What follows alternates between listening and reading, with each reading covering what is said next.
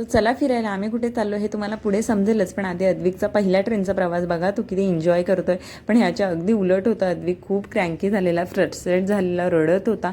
कारण ना ॲक्च्युली आम्हाला निघताच घरातून उशीर झालेलं. खूप जायचं की नाही या गोंधळात ना उशीर झाला, ऊन झालं आणि त्याच्यामध्ये अद्विकचं शेड्यूल बिघडलं आणि त्याच्यानंतर तो खूप वैतागलेला. पण नंतर तो ओके झाला आणि आम्ही पोहोचलो आहे आमच्या डेस्टिनेशनला. ते म्हणजे श्री सिद्धिविनायक गणपती बाप्पा मंदिर. आणि ते पोहोचताच ना बाहेर ना सगळे फुलाचे वगैरे दुकानं होती. तिथे ना एवढं चांगलं ॲटमॉस्फिअर झालेलं, म्हणजे सुगंध फुलांचा एवढा दरवळत होता आणि तिथे एवढी शांतता, प्रसन्नता भेटलेली ना मनाला खूप जास्त. जवळजवळ 1-1.5 तास आम्ही लाईनमध्ये होतो, कारण गर्दी खूप होती आज. आणि मग नंतर गणपती बाप्पाचं दर्शन झालं. इकडे ना बाहेर एक गणपती बाप्पाची खूप छान मूर्ती आहे, इकडे बघा ही. सो मस्त वाटत होतं. आणि गणपती बाप्पा मोरया, तुम्ही सुद्धा दर्शन घ्या. आतमध्ये फोन अलाउड नाही, त्याच्यामुळे काही शूट नाही करता आलं आणि आम्हाला कुठे दुसरीकडे जाताही नाही आलं, कारण शिफ्टिंगचा टाईम होता. आम्ही ट्रेनने आलेलो.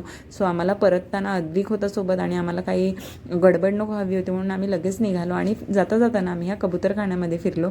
आणि ना अद्विकला नेहमी बाल्कनीमध्ये 1-2 चिमण्या किंवा कबूतर येतात ना, तर तो बघतो सकाळी. आणि आता त्याला एवढे सारे पक्षी दिसत होते ना, सो त्याला खूप गंमत वाटत होते आणि खरंच मस्त वाटत होतं. सगळीकडे पक्षी होते. सो चलो बाय.